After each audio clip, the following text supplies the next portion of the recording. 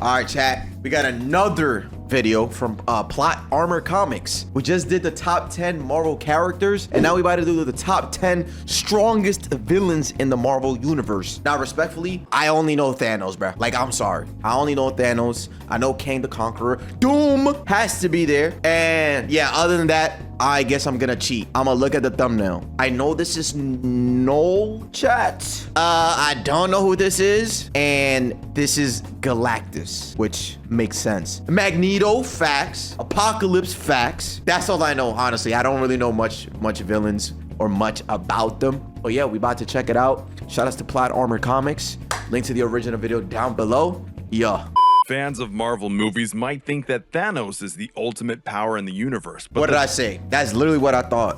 I'm not gonna lie. Most of my knowledge is from the MCU and a bunch of these type of videos. Truth is, the Mad Titan doesn't even rank in the top 10 most powerful Good, get him Marvel out of here. villains. From a dark mirror of the greatest mind on Earth to creatures from beyond the multiverse, these are some of the most dangerous threats Marvel heroes have ever faced. Thanos may have taken out half of the universe, but compared to villains who destroyed all of creation, he's just a rookie. What? So strap in and prepare yourself because today we're bringing you... Took out all of creation? How do you bounce back from that? The villain won at the end.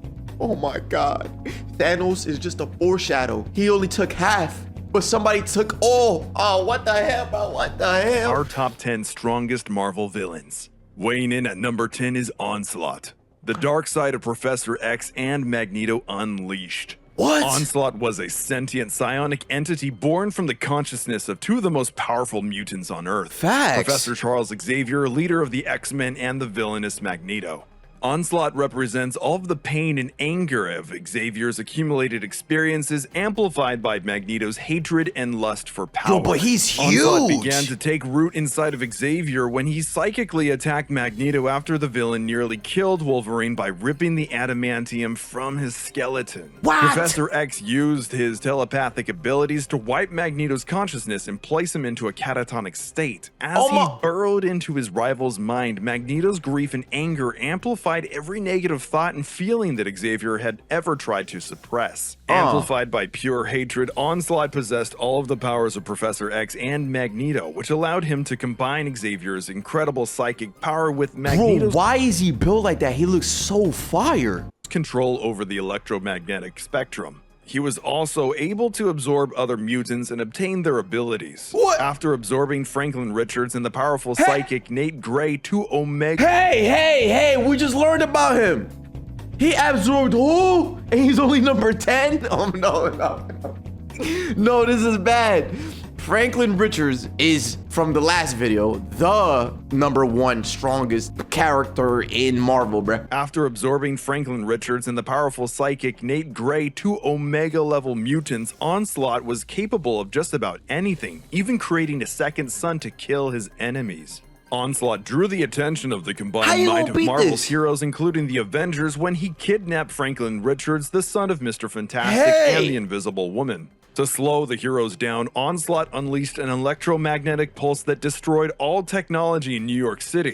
This caused planes to crash and triggered explosions throughout the city. It even decimated the Avengers and the Fantastic Four's technology, including Iron Man's armor and the andro hero, the Vision. After his physical form was destroyed, Onslaught became a being of pure mental energy. Defeating the formless being required the combined efforts of every non-mutant hero, who all absorbed a piece of Onslaught. This effectively vaporized all of Earth's mightiest heroes at once. Onslaught may have had the potential to change reality completely, but he was destroyed before he had a chance to use it. How did it get back from that? The same can't be said for those villains who topped this list, who managed to destroy the entire multiverse. Before we get to those reality-destroying bad guys, be sure to subscribe to the channel with notifications on to never miss an upload, and how did they bounce back from that? For more plot armor. Don't just tell me that and then leave it. How did they survive this? How did he get destroyed? 1, 2. How did they come back from this, bro? Conquering from the negative zone is the insectoid who's known as the living death that walks, Annihilus. What the hell is that? The Fantastic Four first encountered Annihilus early in their careers on a trip to the antimatter dimension called the negative zone. There, Annihilus ruled over a horde of insect-like minions through the power of the Cosmic Control Rod, a device that can manipulate cosmic energy, which also Cosmic control rod. Isn't that what they needed to take the radiation out the shorty so that Franklin Richards could be born? Come on grants now. its wielder immortality. Perhaps Whoa. Annihilus' greatest strength is his sheer lust for violence and death. Annihilus talks big game, but his obsession with death comes from his own fear of it. When he first encountered the Fantastic Four, he was determined to kill them, admitting that only by killing everything could he ensure the safety of his prized cosmic control rod. All of the violence he unleashed was only to keep the rod out of others' hands. Didn't anyone ever teach him that sharing is caring? Unfortunately, Mr. Fantastic planned to use the control rod's power to help heal a mysterious ailment impacting the Invisible Woman's pregnancy. But bad news for the universe, because his lousy first impression started an obsession for Annihilus. Even though the Fantastic Four gave his rod back when they were finished, the damage was done. Now that he knew more realities existed, he needed all of them to die too. It's taking pettiness to a whole new level. Years later, Annihilus proved his deadly potential when he assembled a nearly unstoppable horde called the Annihilation Wave that broke out of the negative zone. On its first day of invasion, the Annihilation Wave slaughtered millions of worlds. Annihilus even managed to destroy the entire Nova Corps, a cosmic superpower police force. Hello? The Annihilation Wave was only stopped by the combined power of Galactus, the Silver Surfer, the last remaining Nova, Drax the Destroyer, Star-Lord, and a united army of freedom fighters. The war finally ended when Nova ripped the insectoid conqueror's spine right out of his mouth. Get him out of here! Get out! As they would say in Mortal Kombat, fatality. Literally. Annihilus is able to go toe-to-toe with superheroes like Nova or The Thing. He wields the cosmic control rod, which in addition to giving immortality, can shoot energy blast and control matter. When he wore the powerful weapons known as the quantum bands, his strength was amplified to He has that too? But what makes Annihilus truly Wait. He went to Thor-like levels? bands, his strength was amplified to Thor-like levels. Bro, you went up to the level of Thor? Oh no, get this guy out of here. Trash! Annihilus truly frightening is his single-minded devotion to death and the mindless hordes at his command. And while obliterating millions of worlds is terrible enough, Annihilus is still an amateur compared to the frightening god of the symbiotes who has been working to bring an end to all of creation since the dawn of time. I love hearing about this guy. Keep going. Slamming the gavel at number 8 is Mangog, the judgment. Wait, what the hell? I don't want to spoil myself. Okay, I don't want to check. Wait, what? I thought I was going to talk about Knull. Okay.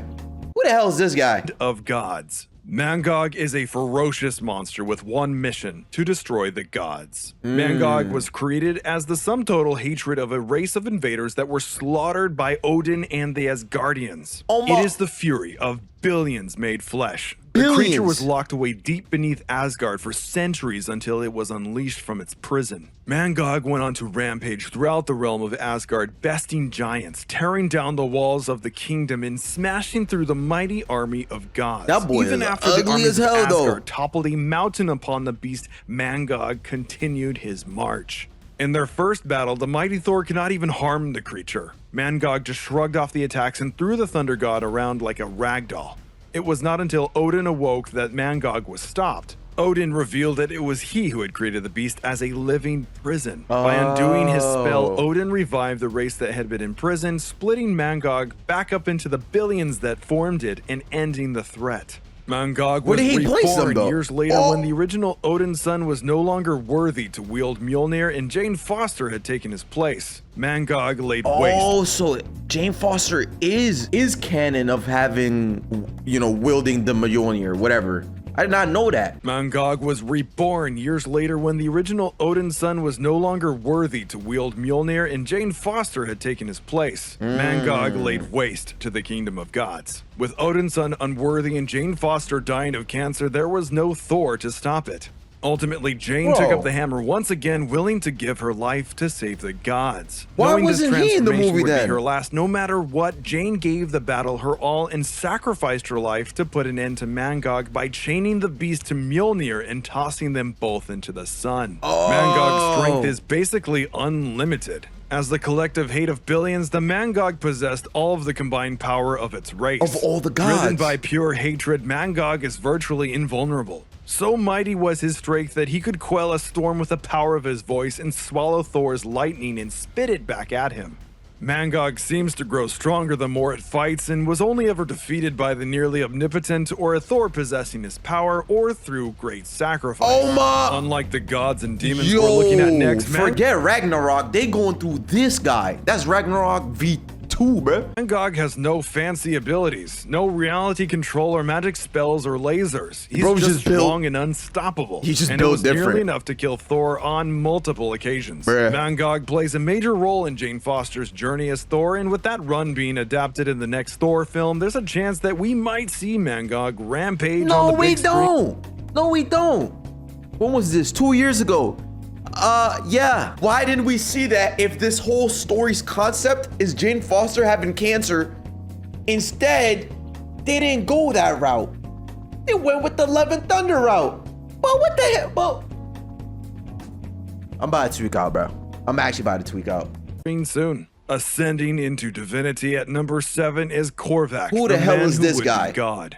Michael Corvac What? was first introduced as a computer technician from the 30th century who Bruh. betrayed humanity when the alien race known as the Badoon invaded. Bruh. He joined their forces, and sometime later they grafted his torso to a floating computer panel. Oh my- Corvac awoke to discover his transformation and killed the scientist who performed the operation on him. Good. He was then transported through time by the cosmic elder, the Grandmaster, an ancient being who loved contest of all kinds. Corvac used his cybernetic body's ability to copy energies to scan the Grandmaster's powers. This allowed him to teleport through time and space. Wow. These early Corvac appearances are bizarre, and his floating cube body is hardly intimidating. Corvac wouldn't become interesting until he appeared in a classic Avengers story. Corvac arrived in the present day and encountered Galactus' world-devouring spaceship. He tried to download the ship's data and knowledge the hell into his outta own here. mind, but in doing so, he was imbued with the power cosmic and granted godlike powers. What? He would use that power to regain What? his human form once again. Just from plugging in his little USB stick, bro got godlike powers, ain't got his legs back. But that's a W though. But the sudden rush of power gave him a bit of an ego. He now believed that it was his job to bring order to a chaotic universe. Yeah. First thing he did was get him a little habit. Feel me? Yeah, as he should. See, cause think about it, he only had a torso down. He finally got his beef back, chat. So what he gonna do? Go get him some as he should. Under his rule. When the Avengers ambushed him, Corvac went on to kill all of the heroes who dared attack him as if they were nothing. What? Corvac was weakened in the battle though, which caused his wife Karina to doubt his powers and plans. Distraught and betrayed, Corvac committed suicide In front of your through the wife? Bro, get up. Get up. force of will. In his final act, David, what? Distraught and betrayed, Corvac committed suicide through the sheer force of will. In his final act, he revived the slain heroes just as the psychic avenger Moondragon observed that his ultimate goal was to help mankind. After the Badoon race turned Corvac into a cyborg, he was able to use his computerized body to analyze and adapt any energy he scanned. Once he copied the Grandmaster's powers, he could teleport through time and space, and scanning Galactus' technology raised him to a nearly divine level of power. This gave him the ability Did I just go back?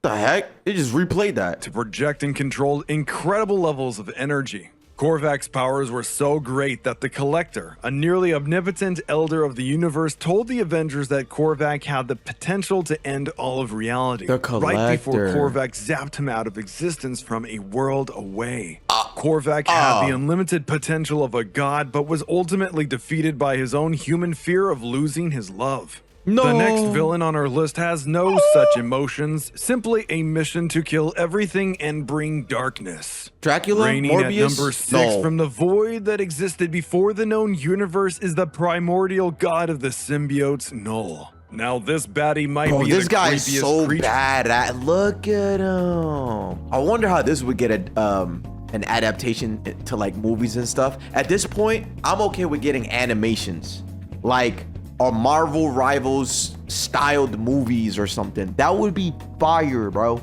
I don't care about these like live action movies, bro. Forget about that. I'll take an animation at this point. I'll take whatever, bro, In our and do it right. villainous countdown. Knull was born in the void between the end of one reality and the birth of another. When the Celestials brought light and life to the cosmos, Knull was ripped from the void. In revenge, he formed the darkness into a blade and beheaded one of the Celestials with one mighty blow. Oh, yeah? The remaining Celestials banished Knull into the darkness, where he grew in power and hate. Alone in the shadows, he used the Celestial Skull as a forge and folded its power into a deadly blade he dubbed All Black the Necrosword. Oh, yeah? With this enchanted blade, he roamed the cosmos, extinguishing all life he encountered. His reign of terror lasted eons until one day he fell in battle and the Necrosword was lost. Bruh. There it was taken by a being who would become known as Gore the God Butcher, who carried on Knull's legacy. What? You talking about Gore the God Butcher that was in Love and Thunder? The movie that was ass cheeks. Why is it that he has such a cool backstory and we get a dumbass movie that barely showed him? I'm actually about to tweak out in every level of like every level of crash out. I'm about to crash out, bro. Chad, I think I'm about to punch my monitor. Legacy of death. As Knull recovered from the loss, he learned that he could create life from the darkness. Thus was born the symbiote race, a parasitic species that would one day spawn Spider-Man's nemesis, Venom. Eventually, one of Knull's creatures, the Grendel, came to Earth. There it did battle with Thor, and when he used his magic lightning, the pain of this attack traveled through the Grendel and into Knull himself. Damn. The lightning forcefully separated Knull from his hive, scattering the symbiotes and stranding those that had spread throughout the galaxy. As the symbiotes bonded with races across creation, they became infected with ideas of morality and turned on Knull. They buried him deep in the center of a massive horde that became their homeworld, Clintar, where he was imprisoned for countless years. Knull's power was on full display in the series King in Black, which told the story of his attempt to destroy Earth after the mad symbiote Carnage freed him. Knull's primary strength is his ability to control darkness to create weapons and living beings. He has such vast control of dark that he could even cut off the entire planet Earth from the sun by wrapping it in a massive wave of symbiotes. That's not good. He's able to project his consciousness into any of these spawn and control them from across the universe. Yeah. The symbiotes range in power and form, with the weakest being like Venom, super strong by human standards. These symbiote creatures have a mind of their own and can develop personalities separate from Knull, though Knull's control is so great that it can make even the most docile ones turn rabid. When Knull is possessing one of his own spawn, their features change, forming a red spiral where their eyes would normally be. Knull's symbiote dragons were probably his favorite way of causing destruction. They are massive beasts that could decimate cosmic empires and slay armies. The only things that have ever been shown to do Knull significant harm were Thor's lightning, the force of Silver Surfer's power cosmic, and Venom when he briefly held the Unipower, the ancient light of creation itself. Knull is not likely to show up in the MCU. Anyways, I keep noticing that the Silver Surfer is in a lot of these stories, so I need to know how strong he is for real. But Sony's Venom movies seem to have taken inspiration from the And that's facts, bro. What made it worse is that Gore was played by the Dark Knight himself, Christian Bale. That was a big L. Bro, oh my God, bro. They did him so dirty. Venom series that introduced him and explained the origin of the symbiotes. So there's a possibility he might show up in Sony's Spider-Verse. With his ties to Gore, the main villain of the upcoming movie Thor Love and Thunder, there may be some references to Knull to keep an eye out for. They didn't do Emerging shit. from the void at number 5 is Chaos King, Who the hell? primordial darkness. Long ago, Amatsu Mikaboshi, the Chaos King, existed in the formless dark void that was the Earth. Mikaboshi ruled over the dark alone until life sprang forth. This angered the dark god, who waged war against the deities responsible for defiling his kingdom. He was trapped away for centuries in the underworld, where he gathered his strength and recruited an army of demons. During the Chaos War, Mikaboshi broke free and went on to enslave pantheons throughout the cosmos. In the process, he killed immensely powerful beings, including the Impossible Man, an annoying little imp who can control matter, and the Demon Nightmare. This time, Mikaboshi even managed to overthrow the Olympian gods and bend them to his will. With their combined power, the Chaos King was able to defeat the combined forces of Thor, the Silver Surfer, Hercules, and Galactus. Mikaboshi's dark magic... Who do he thinks he... Wait, so how does he get defeated? If they can't do it, then who gonna do it? He just named like 4 or 5 of the strongest beings ever. It allowed him to perform horrific feats such as using the corpses of gods as a vessel to carry his armies, which bursted out from their chests. Oh my... Talk about gross. Fully unleashed, the Chaos King was able to step across realities in the various realms of the gods without effort, laying waste to the pantheons. That's a scary in the process. design. His power grew to a point that he had absorbed the very essence of the universe. Mikaboshi could shapeshift and control That's his form, Hercules. turning his limbs into blades and creating copies of himself. He is able to possess other beings and use the bodies of the dead as a vessel for himself and his demon hordes. At his strongest, he was a threat to all of reality itself. So what happened? The Chaos King might be one tough demon, but his capacity for cruelty doesn't quite measure up to the next demon on our list, who relish. Bro, but you're not telling me how they die. Who defeats this guy, bro? Chaos King is also the husband to the Infinity Stones herself? So the Infinity Stones are an actual entity? I'm assuming like when combined, it's a she. I didn't see. I don't. See, y'all know too much. In manipulation and trickery. Keep those tinfoiled hats on tight as we bring you number 4, Mephisto, Lord of Hell. Mephisto is one of the most cunning villains in the Marvel universe, preferring to use his wits and trickery to torture the people of Earth. Yeah. But that doesn't mean he isn't powerful enough in his own right. An ancient demon who has plagued mankind for centuries, Mephisto's true origins are unknown. He may or may not be the real devil, but he's perfectly happy to let people believe it. That's the thing. He may or may not. Look. I see. Look at that. That was in the movie too. Not be the real devil, but he's perfectly happy to let people believe it. Mephisto's main goal is to populate his kingdom by enslaving the deceased souls of humans and torturing them. Wow. Mephisto's favorite pastime is making deals with mortals. Notably, he helped Spider-Man and Mary Jane undo their marriage as a part of a deal to bring Spider-Man's Aunt May back to life. Whoa. Mephisto prefers using his charm and intelligence. Spider-Man, it's not that serious. She's gone. Let it be. He did a deal with the devil? Oh my god. To appear weaker than he really is in order to lure villains and heroes alike into a false sense of security.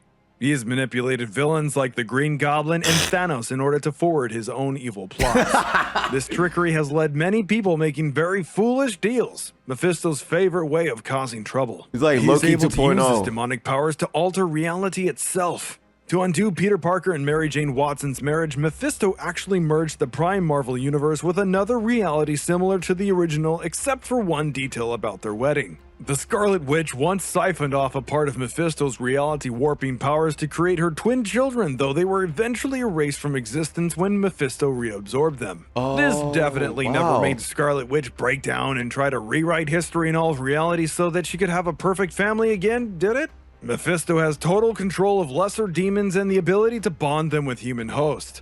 He's even responsible for creating Ghost Rider by bonding Johnny Blaze with the demon Zarathos and could strip the writer of his powers just like he was blowing out a birthday candle. Mephisto's powers only seem limited by what he would consider amusing, making his brand of terror somehow less frightening than the cold and calculating villains who destroyed the entire multiverse. Despite all the fan theories out there, Mephisto hasn't appeared in the MCU yet. But as the films dive deeper into the mystical side, can Marvel's nefarious I was gonna say that too. I want to know more about the Ghost Rider. Yeah, and I also want to rewatch that movie from a while back. I think that movie was ahead of its time. Like the animations and everything, the CGI, the effects, whatever. I think it was done pretty well. But yeah, I wanna learn more about him too. Far behind, biting off more than any of us can chew. At number 3 is Galactus. What he World doing? Eater. Galactus is a cosmic energy, a creature of celestial order with an insatiable hunger that only the energy of living planets can quell. Once known as a scientist named Galen of Ta, he was the last survivor of the 6th cosmos. Galen was caught in the death throes of his universe and became one with the sentience of the universe and born into the new universe. Galactus's destruction is without malice or emotion. It is simply a way of nature. His morality is beyond mortal concepts of good and evil, or hunger. To keep his belly full, Galactus employs heralds he imbues with his own energy, the power Silver Surfer, an ancient force of creation itself. The most notable being the Silver Surfer.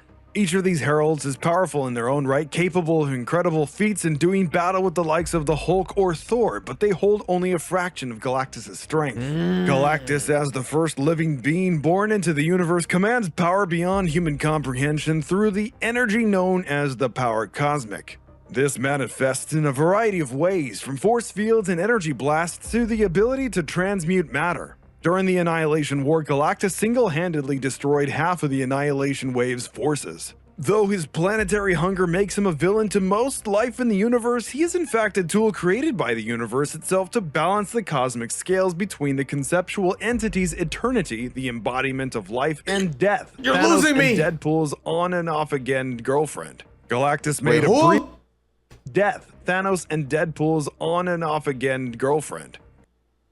Oh, somebody said it. Queenie, was it you? You said like Thanos could have done more, but he erased half of the universe because he wanted Death's cheeks. That's what that was? Oh. What the hell Deadpool doing with... I swear, bro, Deadpool's just bored, bro. He be doing too much. Galactus made a brief, strange appearance. Thanos was a simp over Death. Okay. And Deadpool's on and off again girlfriend. Thanos was Galactus horny? made a brief, strange appearance in the second Fox Fantastic Four movie, Rise of the Silver Surfer, as a disembodied Cloud. With Marvel's first family set to join the Marvel Cinematic Universe, it's only a matter of time before Galactus, one of Marvel's most iconic villains of all time, makes his first appearance. Fire. While Galactus might be a destroyer of worlds, he pales in comparison to the universe destroyers who round out our list. Making interdimensional travel look like a walk in the park, at number 2 are the Beyonders. The Beyonders were a race of interdimensional beings from outside the Marvel multiverse. But this shit look like some Ben 10 aliens, bro. Alien X looking boy. They consider themselves scientists and view the multiverse as little more than an experiment. In their effort to study the nature of reality, they triggered the collapse of the entire multiverse in a series of collisions between parallel Earths known as incursions. Despite the best efforts of the Illuminati, no one was able to stop the chain reaction the Beyonders started, and all of reality ended in white-hot explosion. Only 3 people survived. Doctor Doom, Doctor Strange, and our number 1 reality warping villain, the Molecule Man. Together, Doom and... Wait.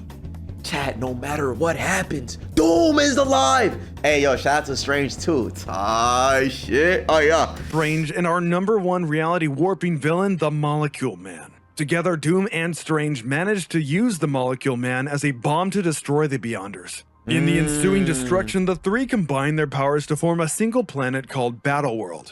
This planet was made up of leftover scraps of the multiverse and ruled by Doctor Doom, with the Molecule Man as a sort of living battery. The Beyonders were powerful enough to kill the all-powerful living tribunal in all reality simultaneously. When confronted by a group of powerful Avengers including Thor, Starbrand, and Hyperion, a knockoff Superman, a single Beyonder nearly killed all 3 single-handedly. Eventually, they had pushed their experiments into life as far as they could go and decided to observe what would happen in the destruction and decay. So they built a living bomb, the aforementioned the Molecule Man. The Beyonders' physical form seemed to be incomprehensible to the characters in the Marvel Universe. Instead, they spoke from what seemed to be a breach in space. They were, however, capable of creating avatars that held their essence and interacted with mortals. One such interaction allowed an avatar to rip off the limbs of an Asgardian god. Though their power was immense, the Beyonders were not indestructible. By detonating a bomb created from the Molecule Man of many universes, Doctor Doom was able to destroy them, while also bringing the number of universes in the multiverse down from a few hundred to just 12.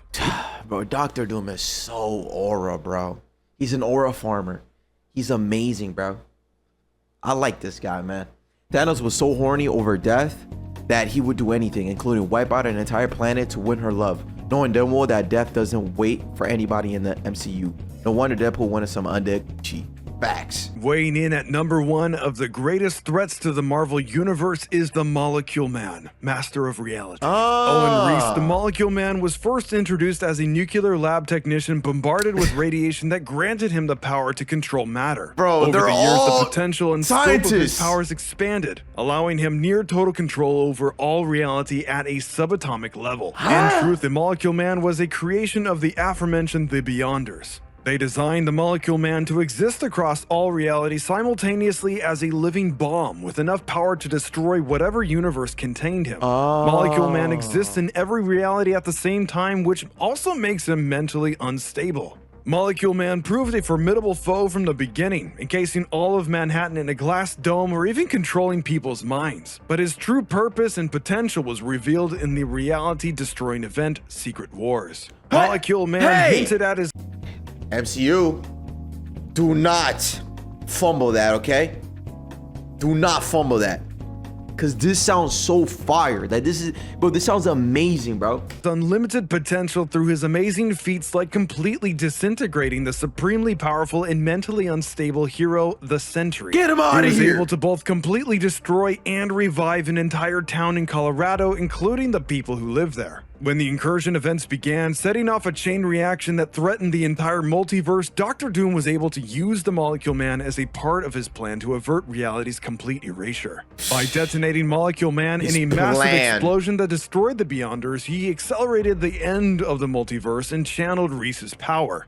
Molecule Man used his control over reality to collect the remnants of the last universe to create a new planet. It was Molecule Man's powers that ultimately kept creation from being completely wiped out. If that's not powerful, I don't know what is. That is very Molecule strong. Man's reality-controlling abilities helped to keep Doom's battle world together. But after the remaining survivors of the multiverse defeated Doom and Miles Morales gave him an old cheeseburger, Molecule Man teamed up with Franklin Richards and the Fantastic Four to restore the multiverse. Was the multiverse a major plot point in the current phase of the MCU with the impending introduction of the Fantastic Four and the fact that Molecule Man is one of their classic villains? I wouldn't be surprised to see Owen Reese appear in the future movies in the not-too-distant future. I hope so. And there you have it, Plot Armor fans, the greatest threats the Marvel Universe has ever faced. We'd love to hear your thoughts about these or any other formidable baddies in the comment section below. Thank you for watching, and be sure to like and subscribe to our channel for more Plot Armor comics. I'm Morse Code, and thank you for watching.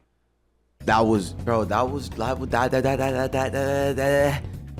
so beautiful, bro. That was a very well done video, bro. Like, that just made me want to like consume more, bro. Where the movies at? Where the shows at? I don't know about comics, but I don't feel like reading comics, but I'll take a show or something, you know? That was cool though. Shout outs to, again, Plot Armor Comics. If Mephisto is on the list, Dormammu should have at least been mentioned, since it's explicitly stated at one point that Dormammu could defeat Mephisto and the other Hell Lords in a fight, and has grown to be even more powerful than Odin. And the MCU describes Dormammu as an 11th dimensional being. What? Just remember, it's whoever the writer chooses to be the most powerful. True, but just delete this fact. We don't care about that, bro. Let our imaginations do the work, okay? While Knull is not likely to show up in the MCU, we know he exists within it, because the celestial head he severed came to be nowhere in the Guardians of the Galaxy. Oh, nowhere. That's the place. Yeah. Okay, cool. That was a dope video. Again, I would like to know more.